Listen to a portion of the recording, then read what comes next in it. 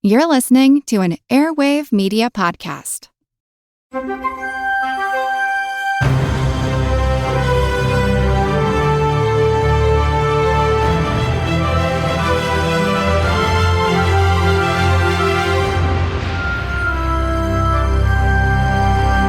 Welcome to Unbiased Science, where we bring scientific method to the madness. I'm your host and public health scientist, Dr. Jess Stea.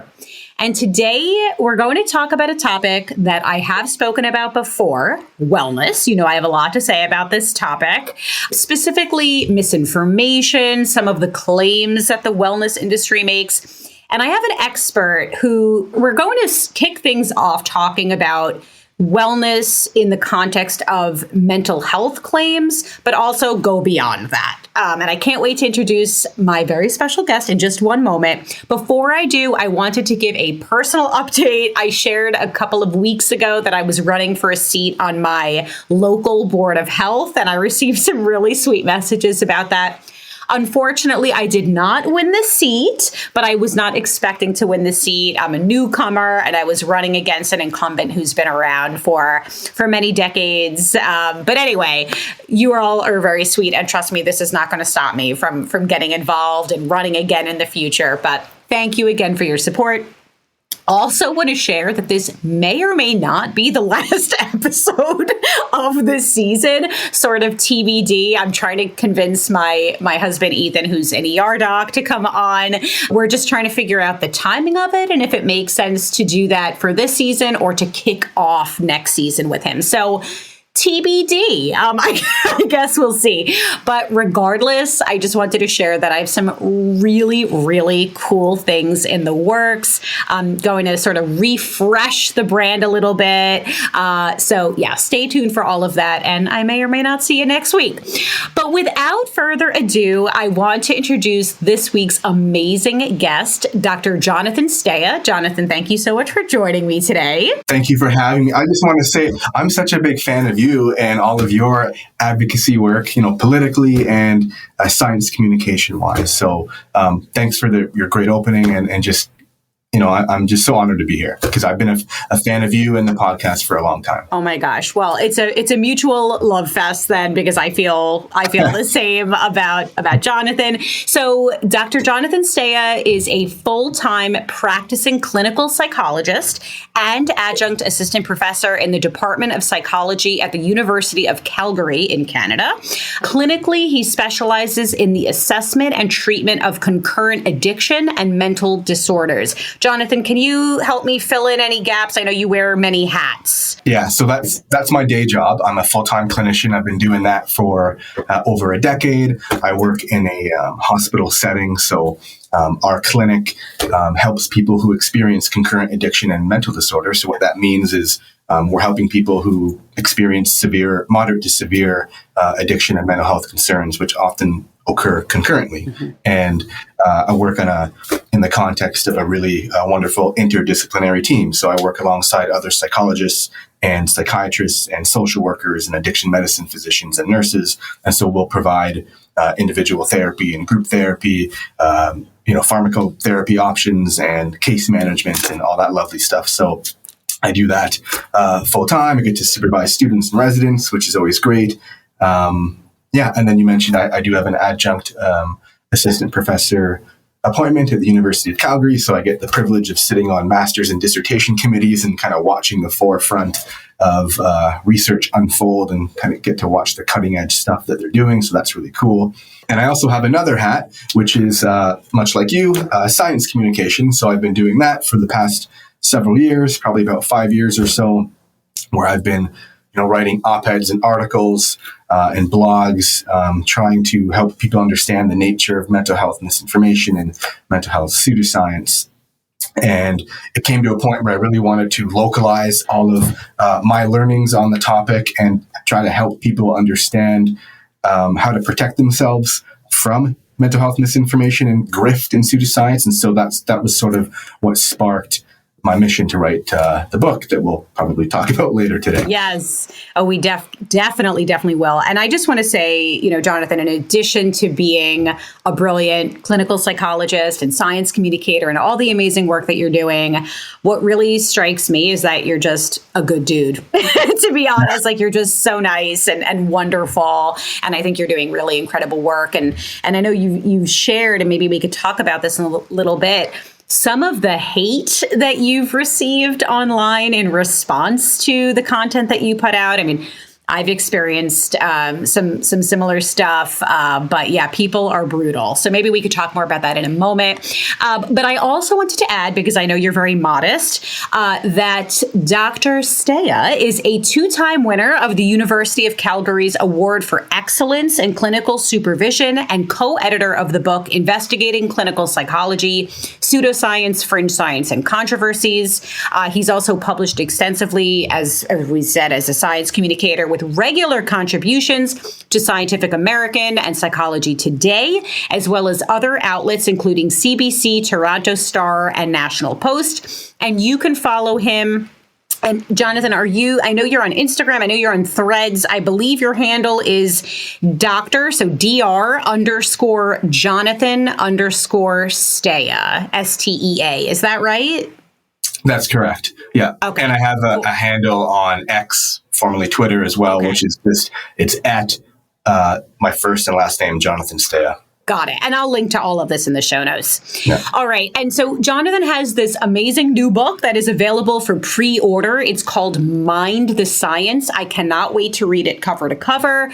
So here is a little snippet. So a clinical psychologist who regularly deals with some of society's most vulnerable exposes and debunks the predatory pseudoscience and grift of the multi-trillion-dollar wellness industry and points us towards a better way to take care of our mental health. So, Jonathan, what compelled you to write this book, and what do you ultimately hope that people will take away from it? Like I briefly mentioned, I just I started in science communication years ago. It actually started with my previous research area, which was debunking myths about cannabis addiction and kind of the nature of cannabis addiction. That's where I did a lot of my dissertation research on. And so I started to write op-eds and articles about the nature of cannabis addiction and its treatments, because there is a lot of myths about that. People will say that a cannabis addiction doesn't exist, that, I'd have patients who experience cannabis addiction, they'd come to the clinic and they'd feel a lot of stigma and they'd feel just confused by a lot of the ideas in pop culture. They're hearing things like, oh, it's just weed, man. Why can't you kick it? And, weed's not harmful. It's all natural and things like that. And so, like any addiction, like any substances, the vast majority of people who use marijuana or cannabis won't develop addiction, but it's about 1 in 10% or 1 in 10 whoever try it will develop an addiction. So that's a minority, but it's a substantial minority, and those are the folks who we see in our clinic. And so I felt for these people, and that's why I did a lot of my research on this in my clinical work, just to debunk a lot of the myths around that. But then I went to social media, and I saw that the misinformation that we see in the realm of health extended well beyond cannabis. It included all areas of health, including mental health. And so that's what really sparked me to want to debunk mental health misinformation more broadly and addiction misinformation more broadly. And after doing that for several years, I started to get a lot of just emails and DMs in my inbox. People asking me, Jonathan, is this treatment legit? Is this guy a quack? Is this article legitimate? And so I'm trying to field all of these questions, and I thought that it would be more fruitful to kind of help people understand how to arrive at their own answers to those questions. And so that was a big impetus for me wanting to write the book, is to trying to really empower and embolden people to take their mental health into their own hands so that they can strengthen their grift detectors, so to speak, and strengthen their science literacy skills and their mental health literacy skills so that they can better defend and protect themselves from all of the online crap that we see that really doesn't have a lot of scientific merit and that can be harmful. I love that Grift detector. That's a great term. So just a quick question about I didn't realize that your research, that you had done some research on cannabis. That's so interesting. I get so many questions about that. And there was just this article, and I hope I'm not misquoting it, but that daily cannabis use now, supersedes daily alcohol use. Did you hear that? I don't know. Maybe I hope I'm not misquoting that, but I was surprised by that. But then I did a poll on my stories and I asked folks, are you surprised by this? And like 80% said they weren't surprised. So it's interesting. I didn't realize how common cannabis use is. I had a question because I will get tons of questions about the gateway theory. Anything to say about, whether in your research, what you've come across, is cannabis a gateway to other drug use? Yeah, a lot of it's been a while since I've delved into this research, but when I remember looking into this stuff, there wasn't a lot of merit actually with the gateway theory for a variety of reasons. And just kind of back to the prevalence of cannabis, it doesn't actually surprise me that much. I'm in Canada and it's legal now too. So you can, on every corner, there's a liquor store. There's also a cannabis dispensary. Yeah. So we do see that. And yeah, it doesn't surprise me that we have so much daily use out there. I think what can help people understand kind of the nature of a cannabis addiction is that it looks very differently than, say, an opioid addiction or a methamphetamine addiction. So they share qualities in what makes them an addiction. So people can experience cravings, a sense of loss of control.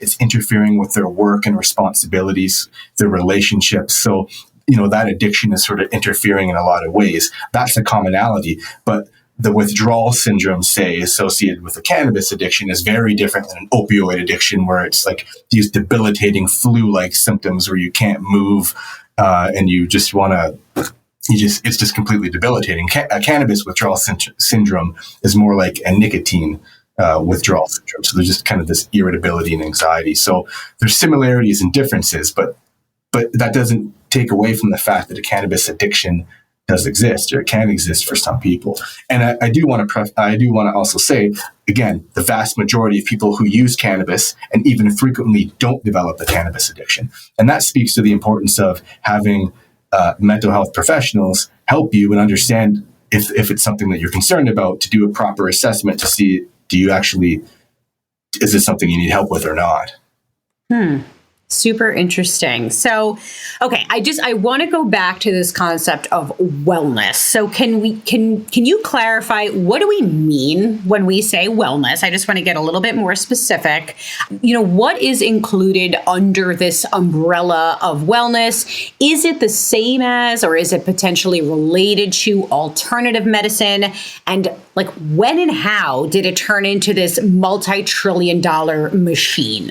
Yeah, it's a huge, huge thing. So the wellness industry is currently valued at about $5.6 trillion. And so that's globally. And that does include legitimate sources of health. So that does include things like gym memberships and exercise classes, but it also includes the alternative medicine industry. And so Americans, say, spend over $30 billion a year on alternative medicine products and services. And so wellness is it's the commercial home to the alternative medicine industry.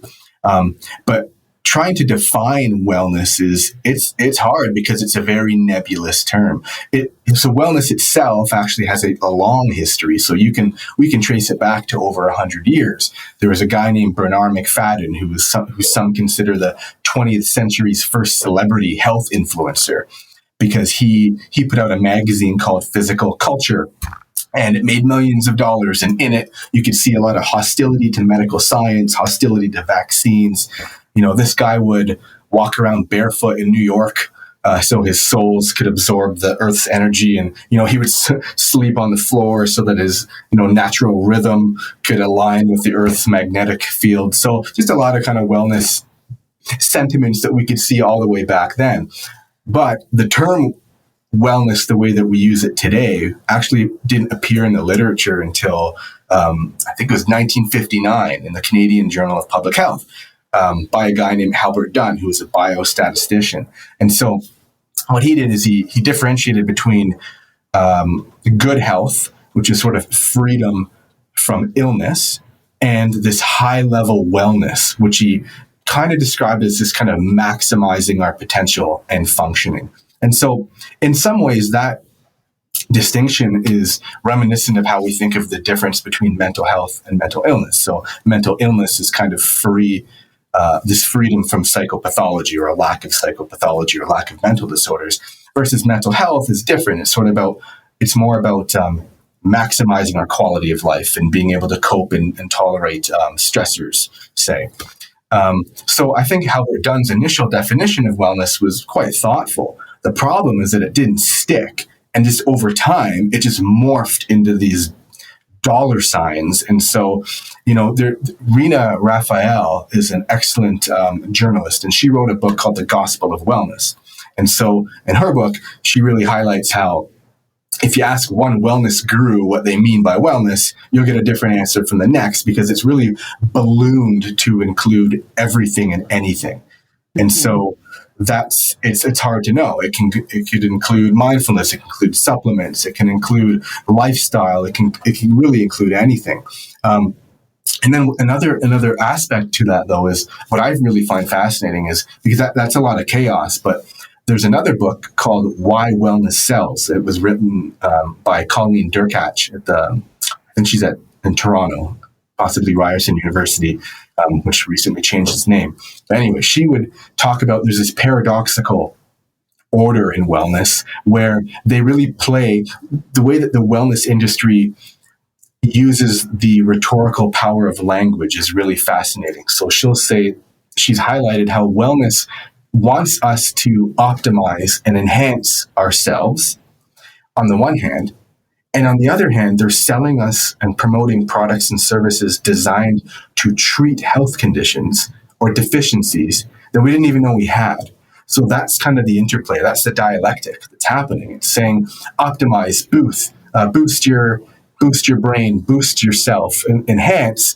But here's how you're going to enhance. You're going to treat things. You're going to detox from toxins. You need to get rid of the heavy metals in your body. You need to balance what's unbalanced to cure your depression. So that's sort of this rhetorical dance that the wellness industry does. So I love how she kind of highlighted that dance. Oh my gosh, that was so beautifully said. And there are some, you're right, it's such an amorphous, umbrella term, because I'll think of some things like, I think you brought up this idea of grounding. You go out and you put your feet in the dirt or whatever. But for me, if I'm going offline, if I'm closing my laptop, leaving my stressful work stuff, going outside in nature and just taking a moment to breathe, to breathe and, sort of center myself, mindfulness and all that good stuff. Yeah, that's going to be beneficial. But then they'll take it a step further and they're like, no, it's the energy from the earth is going, so it's like they take these. Sometimes, I mean, this is such a spectrum, but like something like that always strikes me. It's like, yeah, I feel great when I put my feet in the dirt. It makes me feel, it's like, yeah, you're unplugging, you're stepping away from whatever it is that's stressing you out and you're getting outside. That's why it's helpful. But then, as you said, I mean, then the other part of it is when they're, selling tests to diagnose these deficiencies. And then, surprise, surprise, they're also selling you a supplement or a powder or a tincture or something that is going to address the deficiency. And it just, I've spoken about this ad nauseum. It's like, how do people not see? It's sort of, they prop up the conventional medical healthcare system as being profit driven and, like they're just trying to push pills down our throat. I do not understand how people don't hold the wellness industry to that same standard and that same scrutiny, because they're doing the same exact thing and they're not held to those same, standards. It's not, there's no standardized testing or, all that regulation. So it's just, it's wild to me. It is wild. And can I just say, because along those lines, one of the main arguments that I make in the book is that alternative medicine itself is not just a set of unsupported therapies or a set of pseudoscientific therapies. Rather, it's an entire ideology. And what that means, it's a set of ideas, and it has a script. It has its own tropes, these repeating phrases, the repeating ideas. It has its own propaganda tactics. It has this narrative that you're saying where it promotes itself by polarizing and having a divisive narrative against mainstream medicine. You can see it on any local alternative medicine clinic website, and it needs that polarizing narrative to succeed with respect to selling its grift. So, Jonathan, 100%. We're obviously speaking the same language here. They're setting up this dichotomy between, this sort of righteous, natural wellness versus the, money-hungry pharma medical establishment. I was going to ask you, something that I hear all the time is that conventional medicine ignores the root cause of these issues, and that wellness addresses the root cause. Do you have any response to that? Yeah, it drives me bonkers. That's one of the tropes. You can Google any local alternative medicine clinic website and you'll find that. And so in my book, I try to highlight, that's one of the tropes. I try to highlight and help people unsee these tropes. There's a variety of alternative medicine tropes. Like they take the form of, unlike mainstream medicine, alternative medicine addresses the root cause. They're safer. They're all natural, etc. And the thing is that when you dig deeper, you can see that they're empty platitudes because they don't actually address the root cause. It's a marketing ploy, because when you look to see what they're saying is the root cause for a lot of the things that they're treating, they're pseudoscientific or false root causes. So, for example, we can treat your depression by addressing the root cause of your unbalanced energy fields. Well, that's not a root cause. Or we can get to the root cause of your trauma from your post-traumatic stress disorder by regressing you to a past life to resolve the trauma in your past life via past life regression therapy. That's not a real root cause. Okay, I'm going to tell you right now, that's a new one for me. I honestly, so Jonathan, I don't know if you've seen some of my content. Like, I hesitate. I really avoid. I'm not judging the people who are falling for these things, because I think in many cases it is understandable. Like, if you've been suffering, or if you're going through trauma, or if you have chronic pain, chronic illness, or you struggle to make an appointment with your physician, I think there are reasons why maybe people sort of even entertain this world of an alternative. I take issue with the grifters, right? Like, that's really where my vitriol lies. I just want to make clear here, like, I'm not making fun of these people. I think it's terrible because these are such predatory practices in the wellness industry, and they're highly effective. I mean, they're using really smart marketing and psychology, tactics to convince people of exactly what you described. Like, they're making you think that they're addressing the root cause by inventing a root cause that isn't really a root cause. It's wild. Exactly. Can I echo your sentiments too? Please. Because it's so true. Like, what we're trying to do is to help protect people from grifters, and it would be absurd to blame people for seeking alternative medicine, because the reality is that science is an evolving practice, and we have gaps in our knowledge and we have gaps in our treatment. If we knew how to fully address mental disorders and other health conditions, then we'd be in a much better place. And so we have these gaps in our knowledge, and those gaps in our knowledge call for better science, better access and equity and availability to evidence-based care. What they don't do is, these gaps don't signal a call to fill these gaps with pseudoscientific grift, because that's how wellness influencers and alternative medicine practitioners slither in. And so, there's the seduction of alternative medicine runs very deep. And I mean, there's a whole research literature on this as well. And they'll tell us the reasons, right, why they will use alternative medicine. So mainstream medicine has failed them. Fair enough. We don't have all the answers for chronic illnesses and diseases. They'll say that some alternative medicine practices are more congruent with their beliefs and their cultural systems. They'll say that mainstream medicine doesn't treat them as a whole, that they want to avoid the side effects of medications, that they don't get, there's not enough time devoted to them because the family physician 15-minute appointments aren't good enough and the giant wait lists for specialists aren't good enough. And so those are all justifiable reasons. It doesn't justify pseudoscience. Could not agree more. And I'll share a personal anecdote. One I'm almost sure I've shared previously. But my father, he battled terrible COPD for years. And if you've ever seen, or if you've ever experienced or had a loved one who'd experienced COPD, it's brutal. Anyway, and later in his life, he developed bladder cancer, and he started, getting treated for it, and the treatments weren't working, and every time he'd go in for a test, cancer remained, cancer was spreading. And I remember we had a loved one who tried to convince him to go into the Reiki and send energy through the phone to my father's bladder to try to eradicate the cancer. And I remember my father, he just for a split second, he entertained, should I? And it was this moment of desperation. He knew he was dying, and he did ultimately die, as a result of the illness. But in that moment of desperation, you're so vulnerable to when you have a person telling you, you haven't tried this, this could work for you, So anyway, I just wanted I'm glad we're on the same page, and we're not coming from a place of judgment. It's really anger and frustration at those who prey on those vulnerabilities. Yeah. I'm so sorry to hear that too, by the way. Oh, thank you. Thank you. Yeah, that's a whole other episode. I'll need to book you for a longer conversation about that.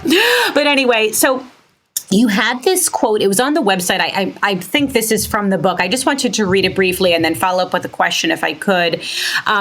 So, quote, "Can the unbroken gaze of a lone man on a stage in front of hundreds of people truly alleviate their mental distress? Can Berlin Wall pills or a coffee enema cure depression? Can we improve our mental health with past life regression therapy, cold water shock therapy, rebirthing therapy?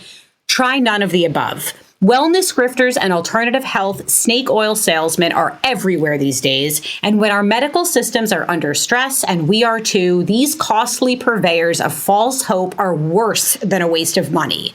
They can lead us to delay badly needed care from real professionals, exacerbate our conditions, and in the most tragic of cases, even kill us." So I know that we're talking about this. This is something that we're just discussing.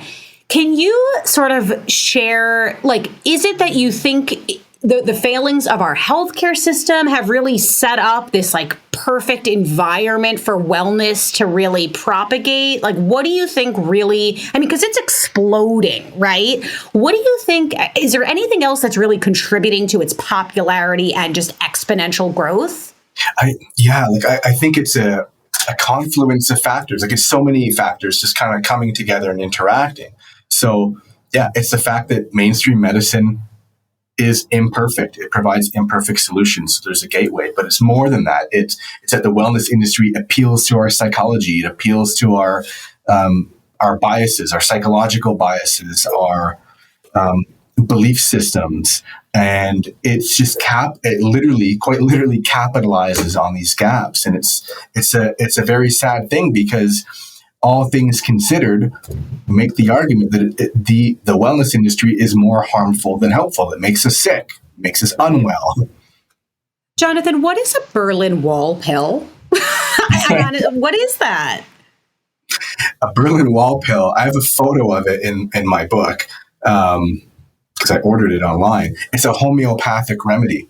So the irony, so it's meaning it comes from homeopathy, which means that it's a $1.2 billion industry in the U.S. alone. But basically, homeopathy products don't contain any active ingredients of the ingredient that they say is in there. So a Berlin Wall pill, ironically, doesn't even have any Berlin Wall in it, because according to homeopathy, you take a piece of the Berlin Wall and then you dilute it in water in successive frequencies to the point that not a single molecule of the Berlin Wall pill remains in the product. And instead, the idea from homeopathy is that the water remembers the molecules of the Berlin Wall, and that's what's supposed to be helpful.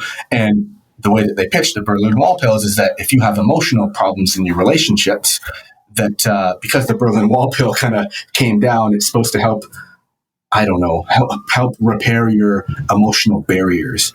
That's the bizarre pitch that they have. And so it's an absurd example of homeopathy, but it's actually, at the same time, it's no more absurd than homeopathy in general. You just took my my breath away. I don't know what to say.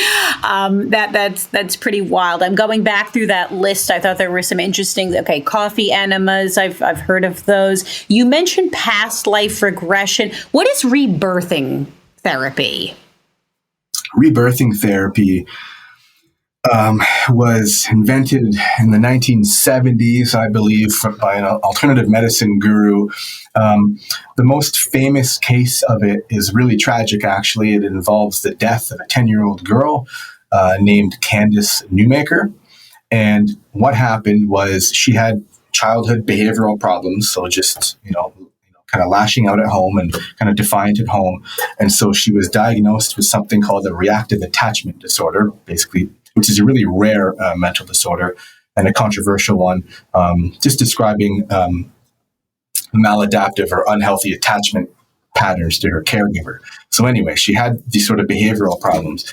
And rebirthing therapy is the idea that in order to heal the trauma that she experienced, the idea is that they're saying she experienced a traumatic birth, and that in order to heal that trauma, she needs to relive that traumatic birth. And so what they did, her mother and some other social work therapists quite literally physically restrained her, and they wrapped her in this blue flannel sheet and they smothered her with pillows to simulate birth contractions, so that it was like literally rebirthing her.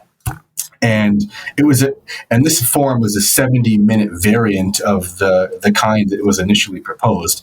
But anyways, it was horrible. And she ended up dying a terrible death of asphyxiation, smothered in her own feces and vomit. Like, it was just absolutely terrible. And after that, Candace's law was enacted in Colorado, which banned the use of physical restraint in psychotherapies. So rebirthing therapy is just a really classic example of a pseudoscientific therapy that can cause direct harm. You can still find it available online today, probably not in the form that was delivered to Candace, but it still has its same pseudoscientific roots and pseudoscientific ideas behind it. So, yeah, tragic case. Oh my gosh, that is unbelievable. So Jonathan, you work clinically. I'm wondering if, and obviously nothing specific, but have you had patients who have been victimized by the wellness industry? And like, do you see the effects of that? I do. I do all the time. That was another sort of impetus to write the book. Yeah, I mean, I talk about some cases in the book. So I've had patients with a form of hypochondriasis called illness anxiety disorder. So these are folks that unfortunately are just really consumed by anxiety, thinking that they're going to get an illness. And so they're just preoccupied by that. They're looking up WebMD 10 times a day to see if their dry throat signifies that they have cancer or AIDS. And we all do this on some sub-threshold level, but this is pathological, where it's all consuming, it's debilitating, it's interfering with everything, all aspects of their life. And so I've had patients like that who have experienced this, and they've been targeted by the wellness industry, because part of what you see in the wellness industry is that they'll tell us there's a certain pocket of the wellness industry that will say there are toxins absolutely everywhere in our environment. And we need detox products to get rid of these toxins. And so sure enough, I've had patients who have just been so consumed that they just spend a whole bunch of kind of money on these useless detox supplements. And, the detox supplements themselves may not cause direct harm, but what it does is it certainly exacerbates the anxiety and it maintains the disorder, so to speak, because part of treatment for anxiety disorders generally involves something called exposure therapy, which is having people learn and tolerate how to manage anxiety. And so that would essentially involve, challenging thoughts related to it, doing behaviors that are helpful, that kind of expand someone's world rather than shrink it and make them more fearful, which is kind of what these wellness products kind of do. It's absolute financial and emotional exploitation. So that's just one example. There's so many. I would say too, another important one that I talk about in the book is there's an entire anti-psychiatry movement that is bedfellows with the wellness industry, because both really serve as a foil to the medical industry at large. Like, they both also buy into this narrative that mainstream medicine is bad. And so in the anti-psychiatry movement, you will have ideas circulating around that, for example, mental illness doesn't exist, all psychiatric medications are harmful. And so I've had a lot of patients who have seen these views that are permeated in our culture. Like, even Elon Musk will tweet to hundreds of millions of his, followers that, Adderall is damaging or Wellbutrin is damaging. And he's got he knows rocket science well. He has no psychiatry. So these anti-psychiatry ideas or sentiments are also baked into our culture. And so I've had patients come to our clinic and they're scared to try medications for those reasons. And so I talk a bit about that in the book as well. Good. So let's further stigmatize and ostracize those who are experiencing mental health issues. How wonderful. Yeah. Why not? Yeah. So, Jonathan, this is probably a difficult question to answer, because I know there are so many, but are there any wellness grifts or claims or products or whatever that stand out to you as particularly harmful or insidious? I mean, again, like, for me, the ones that stand out are the ones that almost feel like they could maybe be credible or real, versus, like, to me, the Berlin Wall thing. Like, that's sort of a far-fetched idea, at least in my opinion. Like, are there any that stand out to you as maybe being particularly harmful? It's such a great question, because I see harm in at least three ways. Like, there's these different levels of harm. So, like, at the first level, they can cause direct harm, like with this rebirthing therapy, and it's horrible, and it can result in death in the worst case scenario. But there's also a literature on harmful psychotherapies, where psychotherapies can exacerbate or worsen mental health symptoms. So there's direct harm, but there's also that indirect harm, which is, I think, equally important, which is taking time and money away from the chance to use evidence-based treatments. And while people are wasting their time and money on wellness, their mental health symptoms could be getting worse, and it's remaining untreated. So I find that particularly harmful. And then even at the more systemic level, or the level of society, when our culture tolerates pseudoscience kind of flowing around, we get things like the wellness industry and wellness gurus undermining public health concerns, like the pandemic, like the COVID-19 pandemic. So we see things like vaccine detox products. Like, what the hell is that? And that's particularly harmful too. So I hear what you're saying, and I agree, because on some level, like homeopathy or energy healing, say, they're less likely to cause some of that direct harm. At the same time, they're so scientifically implausible and pseudoscientifically absurd that when we legitimize that is, I think, a really unhelpful thing at large for our healthcare systems and for people's health more generally. For sure. And honestly, you're so right. That was almost a ridiculous question. So I take it back.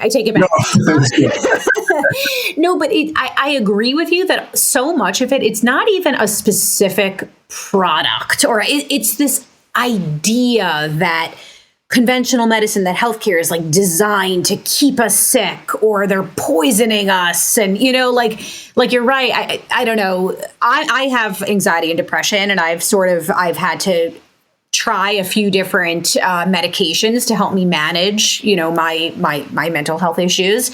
And I guess I could see people like getting frustrated that a certain medication wasn't working, and then see, they all don't work. They're just selling us pills. It's like, no, I mean, science, medicine, it's not perfect, right? We have to figure out what works for us and what exactly is going on. And, thankfully now I have Lexapro that honestly I credit it with saving my life, to be honest with you. So, I think you're right that it plants these major seeds of doubt when it comes to science and medicine, and it paints conventional medicine as the enemy. And this, again, I picture this like for-profit pharma machine just keeping us sick. Oh, they're hiding the cure for cancer. Oh, and we have the cure here, and for only $199, whatever it is. Like, I don't, there's something though mystical about the wellness, what the wellness industry is offering that makes it's like untouchable. It's so interesting to me how it's able to convince people that it's somehow, I guess righteous is the word that comes to mind, but that it's, I don't know, like it's not driven by humanitarian, goals or whatever. Yes, pharma is for profit. I'm not going to lie, right? Obviously, pharma is for profit. Pharma is not perfect. The FDA is not perfect. These organizations or agencies are not perfect. But why is there such a double standard? I don't know. It's just something I really struggle to wrap my mind around. Yeah, I agree completely. It's a predatory thing. That moralization of health is kind of baked into its roots, just as you said. And I agree too, like it's more the idea. And that's what I really wanted to do in the book, was to help people understand that ideology, that alternative medicine ideology, that narrative, because debunking particular treatments or, homeopathy, energy healing, it could feel like whack-a-mole because just new ones just keep sprouting up. And so I think it's more fruitful for people to understand the underlying pseudoscientific features of what makes a treatment pseudoscientific, and to understand the underlying narrative and the tropes and the propaganda tactics so that they can better see what's happening. It's almost like taking a step back or a bird's eye view of the wellness industry rather than just going after particular grifts. Mm-hmm, mm-hmm. So one final question for you, Jonathan. Do you think the wellness industry is here to stay? Do we stand any chance at effectively countering the damage that it's done and continues to do? Well, I hate to be a pessimist, but it's, as we've talked about, I mean, there's so many psychological, cultural, and economic forces at work in its service. So I don't think it's going away. There's so many reasons it's here, psychologically, economically, financially, and culturally, that it can't go away. And maybe that reflects my lack of expertise as more of a sociological perspective, because I'm a clinical psychologist. So I really look at the level of the individual. And so in the book, I really try to help people defend. It really takes an individualized approach. I'm trying to tell people, look, we can't help stop this giant conglomerate wellness industry, but what you can do is protect yourself from it by learning to see it for what it is and to speak the language of pseudoscience, so to speak. I unfortunately tend to agree with you. I think, I always mess up this expression, the horse is out of the barn, the horse has left the stable, whatever it is. It's out, and I don't know how we get it back in. So yeah, I mean, I'm so grateful for folks like you who put out so much great information, and it's not just, this is bad, it's, this is why this is not credible. Like, you're really helping people understand why wellness really is a grift or so. I mean, that's again, obviously there are so many, as we've said, it's such a spectrum, but so much of it is baseless and predatory and just terrible. So really so grateful for the work that you're doing. Jonathan, any final thoughts or anything you want to share? No, I think we covered a lot of it for today. Again, I want to encourage people to just be mindful and thoughtful about when they're encountering treatments for their health, to just, stop and think and analyze, and hopefully people can look at this stuff more critically to just protect themselves and their loved ones. And I'm really grateful to you again for your advocacy work and your science communication work, because we're very much on the same team and share the same values and goals in that area. And this is a way that we can help people, and it's a way that I can do it outside of my clinical role. So that's why we're doing this stuff, despite all the hate that we get. And I'm sorry that you get a lot of hate too. I know women get it 10 times worse than men as well. And that's a sad reality too. If I get literally hundreds of hateful messages a day, you guys get way worse. And I'm sorry for that.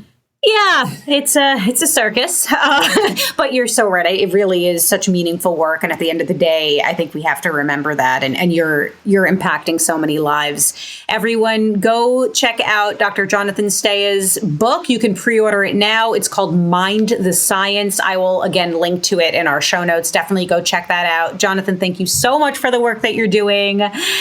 Thank you all for tuning in today. Again, I have absolutely no clue if this is the last episode of the season, but if it is, what a note to end on. But yeah, I may or may not see you next week. Regardless, I'll be posting regularly to the Unbiased Science social media channels. You can subscribe to our weekly newsletter. It is free, but there are paid subscriptions available. If you are able and willing to support our science communication efforts, you can sign up for that at theunbiasedscipod.substack.com. You can also check out my other podcast, Bites of Health. That's Bites with a Y. It's a daily 5-minute long podcast that's focused on pediatric issues. So if you're a parent or a healthcare provider, provides really practical evidence-based information. And what else? Yeah, I hope you all are either winding down. I have my 2 kiddos winding down the school year, about to enter into the summer. So if I don't see you, I hope you all have a wonderful summer, and I'll be seeing you towards the end of the season. Like I said, really exciting things in the works that I cannot wait to share with you. Thank you so much for tuning in to No Nonsense, Just Science.